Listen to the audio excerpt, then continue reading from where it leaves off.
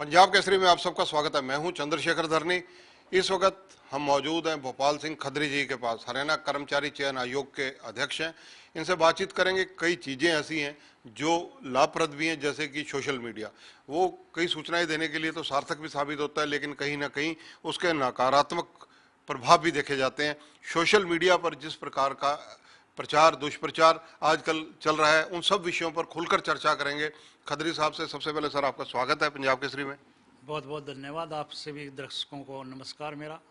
Sir, जिस प्रकार से चर्चा सबसे पहले मैं करूंगा कि जो एसआई की परीक्षा हुई, सबसे पहला क्वेश्चन मेरा यही है कि उसमें पुरुष व महिला दो वर्ग थे। उसमें कितने बच्चों ने अप्लाई किया और कितने टोटल अभी तक पद थे जो आपने भरने थे? देखिए धन्य साहब, पिछले कई दिनों से सोशल मीडिया पे एक अफवाह उड़ रही है कि एसआई मेल और फीमेल का जो पेपर हुआ था उसमें धांधली हुई है या उसमें एचएसएससी की तरफ से कुछ गड़बड़ हुई है। मैं इस बात को स्पष्ट कर देना चाहता हूं कि हमारा 26 सितंबर को मेल कांस्टेबल का पेपर हुआ था और वो गलती से गुड़गांव के 3 सेंटरों में कोई दूसरा सेट खुल गया था। हमने बच्चों को ऑप्शन दिया 13 अक्टूबर को पंचकूला में आइए।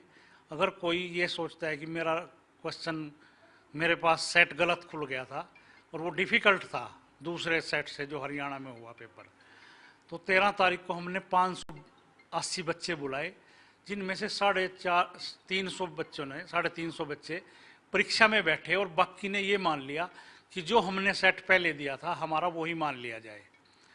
तो ये बीच में अफवाह उड़ी कि एचएसएससी ने तो जो अपने चहेते थे, सिफारशी थे, उनको 13 तारीख को बिठाया और उसमें 150 बच्चे पास हो गए। मगर हमने इंटरनल अपना रिजल्ट देखा तो ये बात बिल्कुल अफवाह साबित हुई और ये सिर्फ मनगढ़ंत बातें हुई। और ये जो लोग असफल हो गए थे या कुछ कोचिंग सेंटर वाले या कुछ यूट्यूबर्स अपने लाइक्स बनाने के लिए ये कोई अफवाहें फैला रहे हैं, तो मैं आपको बता देना चाहता हूँ, पूरी पब्लिक सार्वजनिक रूप से बता रहा हूँ कि जो हमारा 13 अक्टूबर को पेपर हुआ उसमें हमारे सिर्फ 10 बच्चे ऐसे हैं, 10 कैंडिडेट ऐसे हैं जिनके 60 से अधिक अंक हैं। और जो 26 तारीख को पेपर हुआ था पूरे हरियाणा में, जिसको हम मेन पेपर कह सकते हैं, उसमें 60 से अधिक अंक वाले कैंडिडेटों की संख्या वो 750 है। अगर इसको परसेंटेज में भी बांटें तो दोनों का प्रतिशत भी लगभग बराबर आता है, 3.5 से 4.25%। तो ये जो अफवाह थी ये बिल्कुल निराधार है और जो आरोप लगा रहे हैं वो बिल्कुल निराधार लगा रहे हैं, अपने लाइक बढ़ाने के लिए कर रहे हैं। और जो असफल कैंडिडेट हैं वो ही मांग कर रहे हैं कि सारा पेपर रद्द करके दोबारा किया जाए। आपके द्वारा जब से आप यहाँ आपने कार्यभार संभाला है, पारदर्शिता रखने की कोशिश पूरी की जा रही है। जब आपने एक परीक्षा में कोई शिकायत मिली दोबारा कर दी, तो ऐसी स्थिति में सीधे रूप से आप जिम्मेदार किसको मानते हैं? ये देखिए, हमने पारदर्शिता और योग्यता का पूरे की पूरी तरह से हम इस संकल्प को दोहरा भी रहे हैं और इसको हम करेंगे भी। ये धरनी साहब, ये रिजल्ट जब आएंगे तब हमारा पता लगेगा कि ये पारदर्शिता से हुआ है या भेदभाव से हुआ है या गड़बड़ हुआ। एक बार रिजल्ट तो आने दीजिए और सिलेक्टेड कैंडिडेट के जाके पूछिए कि आपकी कोई सिफारिश थी क्या या आपने कोई जुगाड़ किया था क्या। इसी के साथ साथ एक धारणा और बढ़ाई जा रही थी कि बच्चों के ऑब्जेक्शन के बिना इन्होंने रिजल्ट निकाल दिया, कि ऑब्जेक्शन को कंसीडर नहीं किया। ऐसा नहीं है। मैं सभी कैंडिडेट को बड़े नरम उससे बताना चाहता हूं कि जो हमारा 26 सितंबर को पेपर हुआ था उसमें हमने 7 ऑब्जेक्शनों को मानना है। उदाहरण के तौर पर तरावड़ी और तरोरी हमने दोनों माने हैं। जो विज साहब से और मेरे से संबंधित क्वेश्चन था उसके मार्क्स हमने सब बच्चों को दिए हैं। जो लकड़ी वाला एक क्वेश्चन था कि जीवाश्म क्या नहीं है, हमारा आंसर जो हमारे एग्जामिनर ने दिया था वो दिया था प्राकृतिक गैस, पर बच्चों की वो आई कि लकड़ी होती है, तो हमने लकड़ी को मान लिया है। इसी तरह से हमने 7 क्वेश्चनों को मानना है जो 26 सितंबर को हुआ था। और 13 तारीख को जो 13 अक्टूबर को हमारा पेपर हुआ उसमें भी हमने 3 ऑब्जेक्शन को मानना है। हमने ऑब्जेक्शन मानने के बाद अपनी आंसर की रिवाइज करने के बाद ही रिजल्ट दिया है पीएसटी और पीएमटी के लिए। एक प्रश्न ये उठता है कि आपने रिवाइज की सार्वजनिक क्यों नहीं की? अगर हम सार्वजनिक करें उसको, और कोई बच्चा एक या आधे नंबर से रहता है, वो जाके कोर्ट में खड़ा हो जाता है, और कोर्ट जब तक हमारे को गलत या उस बच्चे को सही साबित कर दे, इतने दिन में 1 साल लग जाएगा। तो हम नहीं चाहते कि रिजल्ट डिले हो, हम ये चाहते हैं कि सारे रिजल्ट जो है वो स्पीड से निकलें। एक चीज और मैं आपसे इस बारे में पूछना चाहूंगा, बातों में बात निकलती है कि जो ये प्रश्न पत्र बनते हैं, ये प्रश्न पत्रों में आपसे संबंधित सवाल, अनिल विज जो गृह मंत्री हैं, स्वास्थ्य मंत्री हैं, उनसे संबंधित सवाल, इस तरह के व्यक्तिगत सवालों को क्यों अहमियत दी जाती है? ऐसा है, ये कई बार एग्जामिनर से गलती हो जाती है, और उसने अपनी गलती भी मानी है, और हमने उस एग्जामिनर को उस ब्लैक लिस्ट भी कर दिया है कि हम अपने एग्रीमेंट में आपसे ये कहा था कि कोई भी क्वेश्चन आप व्यक्तिगत, जाति और धर्म से संबंधित नहीं पूछेंगे। जो क्वेश्चन बेहुदा लगे ऐसा क्वेश्चन नहीं पूछेंगे, जिससे किसी की भावनाओं को ठेस पहुंचे तो ऐसा क्वेश्चन नहीं पूछेंगे। उसके बाद भी उसने पूछ लिया, हमने उसको दुरुस्त किया है और उस एग्जामिनर को हमने ब्लैक लिस्ट किया है।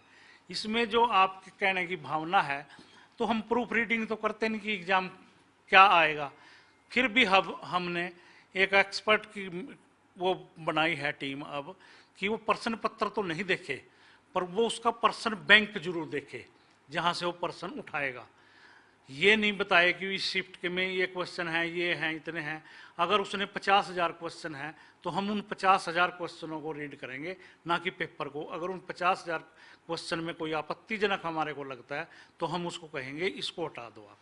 खत्री, जिस प्रकार से ये एसआई की परीक्षाएं हैं, पुरुष व महिलाओं में कितने यहाँ वैकेंसीज थी और कितने पार्टिसिपेंट रहे?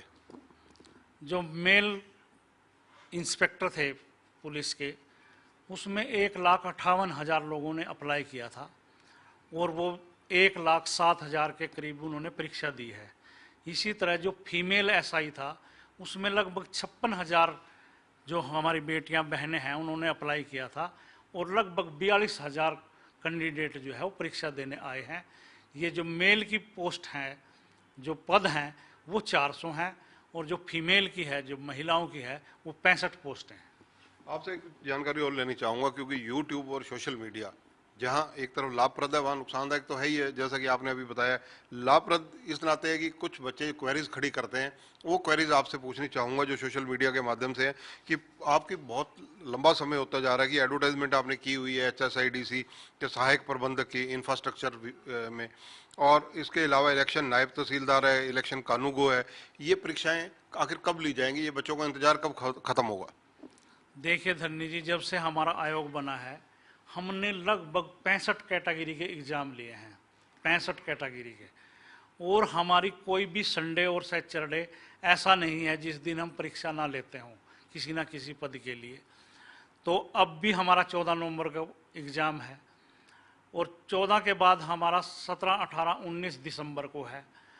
तो ऐसा कोई छुट्टी नहीं है गजटेड जिसमें हम परीक्षा ना ले रहे हों।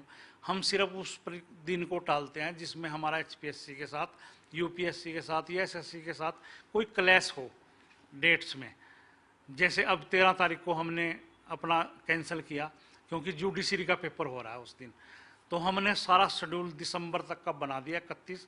जिन पोस्टों का आपने जिक्र किया है, ये हम जनवरी फरवरी में परीक्षाएं लेनी शुरू कर देंगे, और मेरा पूरा विश्वास है कि फरवरी अंत तक जो भी विज्ञापित पद हैं उन सब की परीक्षा ले चुके होंगे। 31 मार्च 2022 तक कितनी भर्तियां आप कर देंगे आज की डेट से? जो हमने संकल्प लिया है, अगर सब कुछ ठीक ठाक रहता है, कोई केस कोर्ट में नहीं जाता या कोई बड़ी कोई वो ना आए, तो हमारा टारगेट है कि हम 25,000 पदों को भरने जा रहे हैं 31 मार्च 2022 तक। इसके अलावा अगर बात की जाए, हाल ही में CM साहब ने नॉर्मलाइजेशन एक शब्द कहा है। आम भाषा में, सरल भाषा में लोगों को समझाने के लिए, विद्यार्थियों को समझाने के लिए आप नॉर्मलाइजेशन की व्याख्या कैसे करेंगे? ऐसा है, नॉर्मलाइजेशन एक फार्मूला है और वो सॉफ्टवेयर में फिट होता है, उसमें परसेंटेज निकाली जाती है। जहाँ तक कि अफवाह उड़ती है कि उस बच्चे के नंबर कम कर दिए, उसके ज़्यादा कर दिए, नॉर्मलाइजेशन में बच्चों को किसी को फायदा तो जरूर होता होगा मगर किसी को नुकसान नहीं होता। डिफाइंड सिलेबस की बात सबसे अहम बात है ये इसका, क्योंकि हरियाणा के बहुत सारे मतलब हजारों बच्चे हैं जो इस बात के क्वेश्चन उठा रहे हैं और आप भी इसका उत्तर दे सकते हैं। क्योंकि एक अगर कहा जाए कि डिफाइंड सिलेबस अगर हरियाणा में जैसे और पैटर्न है के आप केंद्र की कोई परीक्षा उठा लीजिए, उसके लिए एक क्राइटेरिया है कि उसी परीक्षा के अंदर जो क्वेश्चन आने हैं ऑलमोस्ट जो सिलेबस दिया गया उसी में से लिए जाते हैं, लेकिन हरियाणा में ये क्यों नहीं है? बिल्कुल आपका जो प्रश्न है वो वाजिब है और ये कैंडिडेट्स की भी मांग है, जनता की भी मांग है। पर हमारी मजबूरी ये है, कई बार बच्चे भी कमेंट करके कहते हैं कि एचएसएससी में क्या अनपढ़ लोग लगे हुए हैं। हम आपको और उनको ये बताना चाहते हैं कि हम जो क्राइटेरिया क्वालिफिकेशन है वो उस डिपार्टमेंट की फॉलो करते हैं जिस डिपार्टमेंट की वो भर्ती होती है। और सभी डिपार्टमेंट्स का सिलेबस जो है ना वो आज तक हरियाणा में अलग अलग है। पुलिस के अलग रूल्स हैं, बिजली बोर्ड के अलग रूल्स हैं, एजुकेशन के अलग रूल हैं। तो इस बात को मैंने ध्यान में रखते हुए चीफ सेक्रेटरी को एक लेटर लिखा है कि आप जितने भी हरियाणा में गवर्नमेंट के डिपार्टमेंट, कॉरपोरेशन, कमीशन, अथॉरिटी हैं, उनको सबको लेटर लिखें कि आप सब अपने सर्विस रूल में चेंज करें जो चेंज करने की जरूरत है। और लगभग 75% जो सिलेबस है वो तो कम से कम एक जैसा करें। 25% आप अपना कर लें, जैसे कोई रिवलेंट सब्जेक्ट का है, एजुकेशन वाले कहेंगे कि केमिस्ट्री का ये है, फिजिक्स का ये है, संस्कृत का ये है, बिजली बोर्ड का कहेगा एएलएम का ये है, जेई का ये है। वो जो टेक्निकल जो है सिलेबस या रिवलेंट सब्जेक्ट का है वो 25% हो और 75% जो सिलेबस है वो सब डिपार्टमेंट्स का एक जैसा हो और बच्चों को हम डिस्प्ले करके ये बताएं कि हमारा सिलेबस और ये पैटर्न एक है। तो मैंने चीफ सेक्रेटरी साहब को लेटर लिखा है। खत्री साहब, अब मेरे ख्याल से जहाँ तक मेरी जानकारी, आपने 8 या 9 एमए की हुई है। हरियाणा के अंदर बहुत ज़्यादा सुशिक्षित लोगों में आप का नाम शुमार है। हरियाणा के बच्चे आपसे बहुत उम्मीदें लगाकर देखते हैं, क्योंकि बहुत ज़्यादा सुशिक्षित व्यक्ति इस पद पर आपके बराबर की एजुकेशन का अभी तक इस पद पर नहीं बैठे हैं। बैठे हैं, सारे योग्य थे, मैं उनकी योग्यता पर सवाल नहीं उठा रहा, लेकिन हरियाणा का जनरल नॉलेज, हरियाणा का अगर पूछा जाए कि सामान्य ज्ञान, हरियाणा का जैसे आप हिमाचल देखिए ना जी, 50% या 40% क्राइटेरिया है। राजस्थान में देखिए 30-40% क्राइटेरिया है। पंजाब में देखिए जनरल नॉलेज के क्वेश्चन पूछे जाते हैं अपने स्टेट के, तो हमारी स्टेट में ये क्यों नहीं लागू? देखिए ऐसा है, ये सिर्फ पुलिस की जो रिक्रूटमेंट है उसमें लागू नहीं है कि हरियाणा के 25% पूछे जाएंगे। बाकी सभी परीक्षाओं में हरियाणा से संबंधित 25 क्वेश्चन या 25% क्वेश्चन पूछे जाते हैं दर्शनी जी। देखिए बच्चों की एक समस्या का, क्योंकि ये क्वेश्चन हमें यूट्यूब और फेसबुक जो पंजाब केसरी देखते हैं वो लगातार क्वेश्चन उठाते हैं, इसलिए बात होती है। तो अगला क्वेश्चन मेरा ये रहेगा कि कॉमन एंट्रेंस टेस्ट आपका एमओयू साइन हुआ या नहीं हुआ? इसी हफ्ते में हमारा जो है एनटीए के साथ एमओयू हो जाएगा और हम उनको वर्क ऑर्डर भी दे देंगे।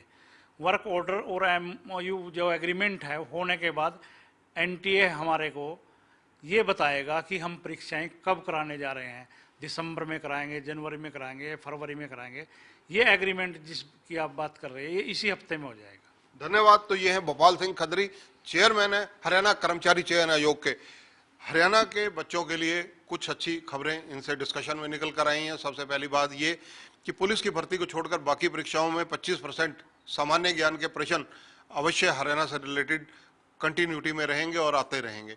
और दूसरी बात, जो सोशल मीडिया पर जिस प्रकार से दुष्प्रचार हो रहा है, खाली सोशल मीडिया का दुरुपयोग नहीं होना चाहिए, सोशल मीडिया पर पॉजिटिव चीज़ें भी आनी चाहिए। सरकार का और कर्मचारी चयन आयोग का विशेष रूप से जो पारदर्शिता का रवैया है वो पहुंचाने की कोशिश भोपाल सिंह खत्री ने पंजाब केसरी के एक्सक्लूसिव इंटरव्यू में की है। कैमरामैन संजय सिंह के साथ चंद्रशेखर धरनी, पंजाब केसरी टीवी, पंचकुला।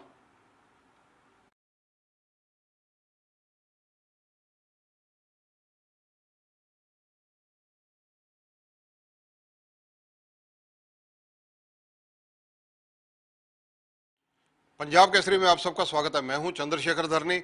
इस वक्त हम मौजूद हैं भोपाल सिंह खत्री जी के पास, हरियाणा कर्मचारी चयन आयोग के अध्यक्ष हैं। इनसे बातचीत करेंगे। कई चीज़ें ऐसी हैं जो लाभप्रद भी हैं, जैसे कि सोशल मीडिया, वो कई सूचनाएं देने के लिए तो सार्थक भी साबित होता है, लेकिन कहीं ना कहीं उसके नकारात्मक प्रभाव भी देखे जाते हैं। सोशल मीडिया पर जिस प्रकार का प्रचार दुष्प्रचार आजकल चल रहा है, उन सब विषयों पर खुलकर चर्चा करेंगे। खत्री साहब से सबसे पहले सर आपका स्वागत है पंजाब केसरी में। बहुत बहुत धन्यवाद। आपसे भी दर्शकों को नमस्कार मेरा। सर जिस प्रकार से चर्चा सबसे पहले मैं करूंगा कि जो एसआई की परीक्षा हुई, सबसे पहला क्वेश्चन मेरा यही है कि उसमें पुरुष व महिला दो वर्ग थे, उसमें कितने बच्चों ने अप्लाई किया और कितने टोटल अभी तक पद थे जो आपने भरने थे? देखिए धन्य साहब, पिछले कई दिनों से सोशल मीडिया पे एक अफवाह उड़ रही है कि एसआई मेल और फीमेल का जो पेपर हुआ था उसमें धांधली हुई है या उसमें एचएसएससी की तरफ से कुछ गड़बड़ हुई है। मैं इस बात को स्पष्ट कर देना चाहता हूं कि हमारा 26 सितंबर को मेल कांस्टेबल का पेपर हुआ था और वो गलती से गुड़गांव के 3 सेंटरों में कोई दूसरा सेट खुल गया था। हमने बच्चों को ऑप्शन दिया 13 अक्टूबर को पंचकूला में आइए। अगर कोई ये सोचता है कि मेरा क्वेश्चन मेरे पास सेट गलत खुल गया था और वो डिफ़िकल्ट था दूसरे सेट से जो हरियाणा में हुआ पेपर, तो 13 तारीख को हमने 580 बच्चे बुलाए, जिनमें से 350 बच्चों ने 350 बच्चे परीक्षा में बैठे और बाकी ने ये मान लिया कि जो हमने सेट पहले दिया था हमारा वही मान लिया जाए।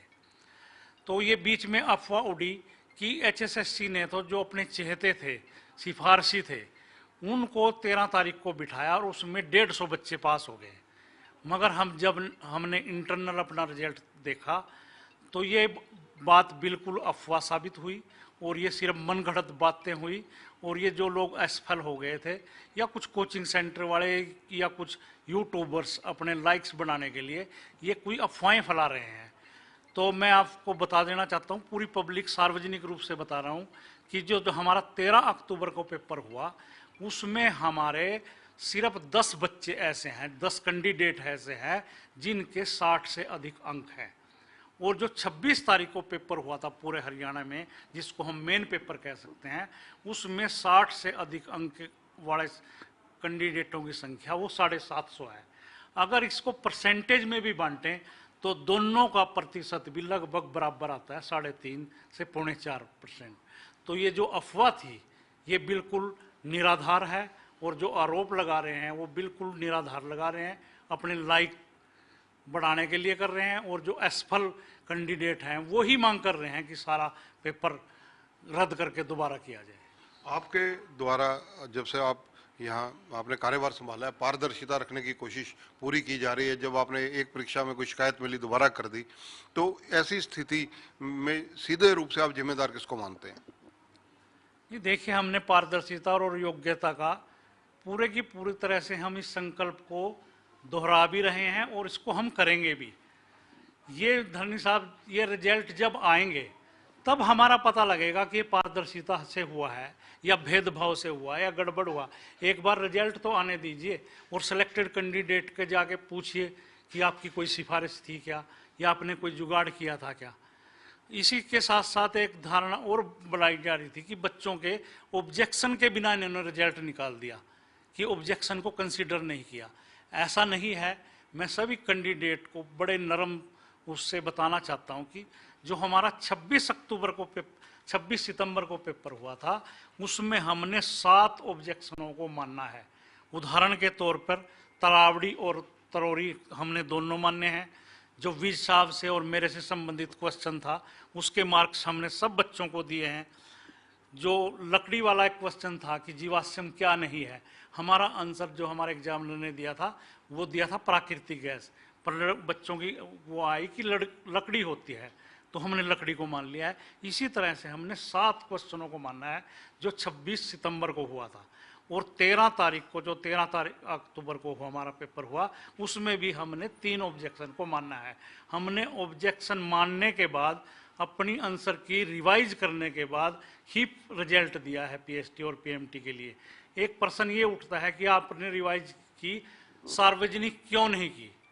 अगर हम सार्वजनिक करें उसको, कोई बच्चा 1 या आधे नंबर से रहता है, वो जाके कोर्ट में खड़ा हो जाता है और कोर्ट जब तक हमारे को गलत या उस बच्चे को सही साबित कर दे इतने दिन में 1 साल लग जाएगा। तो हम नहीं चाहते कि रिजल्ट डिले हो, हम ये चाहते हैं कि सारे रिजल्ट जो है वो स्पीड से निकलें। एक चीज और मैं आपसे इस बारे में पूछना चाहूंगा, बातों में बात निकलती है कि जो ये प्रश्न पत्र बनते हैं, ये प्रश्न पत्रों में आपसे संबंधित सवाल, अनिल विज जो गृह मंत्री हैं, स्वास्थ्य मंत्री हैं, उनसे संबंधित सवाल, इस तरह के व्यक्तिगत सवालों को क्यों अहमियत दी जाती है? ऐसा है, ये कई बार एग्जामिनर से गलती हो जाती है और उसने अपनी गलती भी मानी है और हमने उस एग्जामिनर को उस ब्लैक लिस्ट भी कर दिया है कि हम अपने एग्रीमेंट में आपसे ये कहा था कि कोई भी क्वेश्चन आप व्यक्तिगत, जाति और धर्म से संबंधित नहीं पूछेंगे। जो क्वेश्चन बेहुदा लगे ऐसा क्वेश्चन नहीं पूछेंगे, जिससे किसी की भावनाओं को ठेस पहुंचे तो ऐसा क्वेश्चन नहीं पूछेंगे। उसके बाद भी उसने पूछ लिया, हमने उसको दुरुस्त किया है और उस एग्जामिनर को हमने ब्लैक लिस्ट किया है। इसमें जो आपके कहने की भावना है, तो हम प्रूफ रीडिंग तो करते नहीं कि एग्जाम क्या आएगा, फिर भी हमने एक एक्सपर्ट की वो बनाई है टीम अब कि वो प्रश्न पत्र तो नहीं देखे पर वो उसका प्रश्न बैंक जरूर देखे जहाँ से वो प्रश्न उठाएगा। ये नहीं बताए कि इस शिफ्ट के में ये क्वेश्चन है, ये हैं, इतने हैं। अगर उसने 50,000 क्वेश्चन है तो हम उन 50,000 क्वेश्चनों को रीड करेंगे, ना कि पेपर को। अगर उन 50,000 क्वेश्चन में कोई आपत्तिजनक हमारे को लगता है तो हम उसको कहेंगे इसको हटा दो आप। खत्री, जिस प्रकार से ये एसआई की परीक्षाएं हैं, पुरुष व महिलाओं में कितने यहाँ वैकेंसीज थी और कितने पार्टिसिपेंट रहे? जो मेल इंस्पेक्टर थे पुलिस के, उसमें 1,58,000 लोगों ने अप्लाई किया था और वो 1,07,000 के करीब उन्होंने परीक्षा दी है। इसी तरह जो फीमेल एसआई था उसमें लगभग 56,000 जो हमारी बेटियां बहनें हैं उन्होंने अप्लाई किया था और लगभग 42,000 कैंडिडेट जो है वो परीक्षा देने आए हैं। ये जो मेल की पोस्ट हैं, जो पद हैं, वो 400 हैं और जो फीमेल की है, जो महिलाओं की है, वो 65 पोस्ट हैं। आपसे एक जानकारी और लेनी चाहूंगा, क्योंकि यूट्यूब और सोशल मीडिया जहां एक तरफ लाभप्रद है वहां नुकसानदायक तो है ही है। जैसा कि आपने अभी बताया, लाभप्रद इस नाते है कि कुछ बच्चे क्वेरीज खड़ी करते हैं, वो क्वेरीज आपसे पूछनी चाहूंगा जो सोशल मीडिया के माध्यम से है कि आपकी बहुत लंबा समय होता जा रहा है कि एडवर्टाइजमेंट आपने की हुई है HSIDC के सहायक प्रबंधक की इंफ्रास्ट्रक्चर में, और इसके अलावा इलेक्शन नायब तहसीलदार है, इलेक्शन कानूगो है। ये परीक्षाएं आखिर कब ली जाएंगी? ये बच्चों का इंतजार कब खत्म होगा? देखिए धरनी जी, जब से हमारा आयोग बना है हमने लगभग 65 कैटेगरी के एग्ज़ाम लिए हैं, 65 कैटेगरी के। और हमारी कोई भी संडे और सैटरडे ऐसा नहीं है जिस दिन हम परीक्षा ना लेते हों किसी ना किसी पद के लिए। तो अब भी हमारा 14 नवंबर का एग्ज़ाम है और 14 के बाद हमारा 17, 18, 19 दिसंबर को है। तो ऐसा कोई छुट्टी नहीं है गजटेड जिसमें हम परीक्षा ना ले रहे हों। हम सिर्फ उस दिन को टालते हैं जिसमें हमारा HPSC के साथ, UPSC के साथ या SSC के साथ कोई क्लैश हो डेट्स में। जैसे अब 13 तारीख को हमने अपना कैंसिल किया क्योंकि जुडिशरी का पेपर हो रहा है उस दिन। तो हमने सारा शेड्यूल दिसंबर तक का बना दिया 31। जिन पोस्टों का आपने जिक्र किया है ये हम जनवरी फरवरी में परीक्षाएं लेनी शुरू कर देंगे और मेरा पूरा विश्वास है कि फरवरी अंत तक जो भी विज्ञापित पद हैं उन सब की परीक्षा ले चुके होंगे। 31 मार्च 2022 तक कितनी भर्तियां आप कर देंगे आज की डेट से? जो हमने संकल्प लिया है, अगर सब कुछ ठीक ठाक रहता है, कोई केस कोर्ट में नहीं जाता या कोई बड़ी कोई वो ना आए, तो हमारा टारगेट है कि हम 25,000 पदों को भरने जा रहे हैं 31 मार्च 2022 तक। इसके अलावा अगर बात की जाए, हाल ही में CM साहब ने नॉर्मलाइजेशन एक शब्द कहा है। आम भाषा में, सरल भाषा में लोगों को समझाने के लिए, विद्यार्थियों को समझाने के लिए आप नॉर्मलाइजेशन की व्याख्या कैसे करेंगे?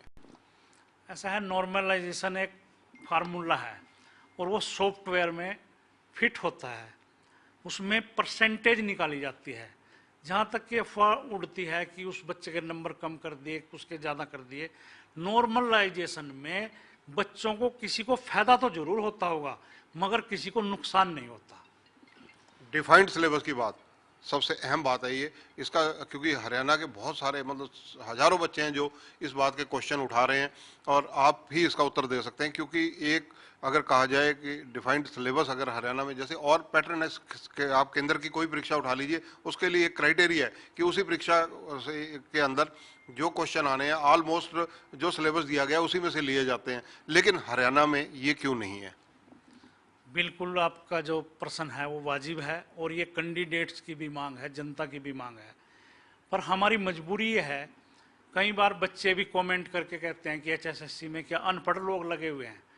हम आपको और उनको ये बताना चाहते हैं कि हम जो क्राइटेरिया क्वालिफिकेशन है वो उस डिपार्टमेंट की फॉलो करते हैं जिस डिपार्टमेंट की वो भर्ती होती है। और सभी डिपार्टमेंट्स का सिलेबस जो है ना वो आज तक हरियाणा में अलग अलग है। पुलिस के अलग रूल्स हैं, बिजली बोर्ड के अलग रूल्स हैं, एजुकेशन के अलग रूल हैं। तो इस बात को मैंने ध्यान में रखते हुए चीफ सेक्रेटरी को एक लेटर लिखा है कि आप जितने भी हरियाणा में गवर्नमेंट के डिपार्टमेंट, कॉरपोरेशन, कमीशन, अथॉरिटी हैं, उनको सबको लेटर लिखें कि आप सब अपने सर्विस रूल में चेंज करें, जो चेंज करने की जरूरत है। और लगभग 75% जो सिलेबस है वो तो कम से कम एक जैसा करें। 25% आप अपना कर लें, जैसे कोई रिवलेंट सब्जेक्ट का है, एजुकेशन वाले कहेंगे कि केमिस्ट्री का ये है, फिजिक्स का ये है, संस्कृत का ये है, बिजली बोर्ड का कहेगा एएलएम का ये है, जेई का ये है। वो जो टेक्निकल जो है सिलेबस या रिवलेंट सब्जेक्ट का है वो 25% हो, और 75% जो सिलेबस है वो सब डिपार्टमेंट्स का एक जैसा हो, और बच्चों को हम डिस्प्ले करके ये बताएं कि हमारा सिलेबस और ये पैटर्न एक है। तो मैंने चीफ सेक्रेटरी साहब को लेटर लिखा है। खदरी साहब, अब मेरे ख्याल से जहाँ तक मेरी जानकारी, आपने 8 या 9 एमए की हुई है। हरियाणा के अंदर बहुत ज़्यादा सुशिक्षित लोगों में आप का नाम शुमार है। हरियाणा के बच्चे आपसे बहुत उम्मीदें लगाकर देखते हैं, क्योंकि बहुत ज़्यादा सुशिक्षित व्यक्ति इस पद पर आपके बराबर की एजुकेशन का अभी तक इस पद पर नहीं बैठे हैं। बैठे हैं, सारे योग्य थे, मैं उनकी योग्यता पर सवाल नहीं उठा रहा। लेकिन हरियाणा का जनरल नॉलेज, हरियाणा का अगर पूछा जाए कि सामान्य ज्ञान, हरियाणा का, जैसे आप हिमाचल देखिए ना जी, 50% या 40% क्राइटेरिया है। राजस्थान में देखिए 30-40% क्राइटेरिया है। पंजाब में देखिए जनरल नॉलेज के क्वेश्चन पूछे जाते हैं अपने स्टेट के। तो हमारी स्टेट में ये क्यों नहीं लागू? देखिए ऐसा है, ये सिर्फ पुलिस की जो रिक्रूटमेंट है उसमें लागू नहीं है कि हरियाणा के 25% पूछे जाएंगे। बाकी सभी परीक्षाओं में हरियाणा से संबंधित 25 क्वेश्चन या 25% क्वेश्चन पूछे जाते हैं धरनी जी। देखिए, बच्चों की एक समस्या का, क्योंकि ये क्वेश्चन हमें यूट्यूब और फेसबुक जो पंजाब केसरी देखते हैं वो लगातार क्वेश्चन उठाते हैं, इसलिए बात होती है। तो अगला क्वेश्चन मेरा ये रहेगा कि कॉमन एंट्रेंस टेस्ट आपका एमओयू साइन हुआ या नहीं हुआ? इसी हफ्ते में हमारा जो है एनटीए के साथ एमओयू हो जाएगा और हम उनको वर्क ऑर्डर भी दे देंगे। वर्क ऑर्डर और एमओयू जो एग्रीमेंट है होने के बाद एनटीए हमारे को ये बताएगा कि हम परीक्षाएं कब कराने जा रहे हैं, दिसंबर में कराएंगे, जनवरी में कराएंगे, फरवरी में कराएंगे। ये एग्रीमेंट जिसकी आप बात कर रहे हैं ये इसी हफ्ते में हो जाएगा। धन्यवाद। तो ये है भोपाल सिंह खदरी, चेयरमैन है हरियाणा कर्मचारी चयन आयोग के। हरियाणा के बच्चों के लिए कुछ अच्छी खबरें इनसे डिस्कशन में निकल कर आई हैं। सबसे पहली बात ये कि पुलिस की भर्ती को छोड़कर बाकी परीक्षाओं में 25% सामान्य ज्ञान के प्रश्न अवश्य हरियाणा से रिलेटेड कंटिन्यूटी में रहेंगे और आते रहेंगे। और दूसरी बात, जो सोशल मीडिया पर जिस प्रकार से दुष्प्रचार हो रहा है, खाली सोशल मीडिया का दुरुपयोग नहीं होना चाहिए, सोशल मीडिया पर पॉजिटिव चीज़ें भी आनी चाहिए। सरकार का और कर्मचारी चयन आयोग का विशेष रूप से जो पारदर्शिता का रवैया है वो पहुंचाने की कोशिश भोपाल सिंह खदरी ने पंजाब केसरी के एक्सक्लूसिव इंटरव्यू में की है। कैमरामैन संजय सिंह के साथ चंद्रशेखर धरनी।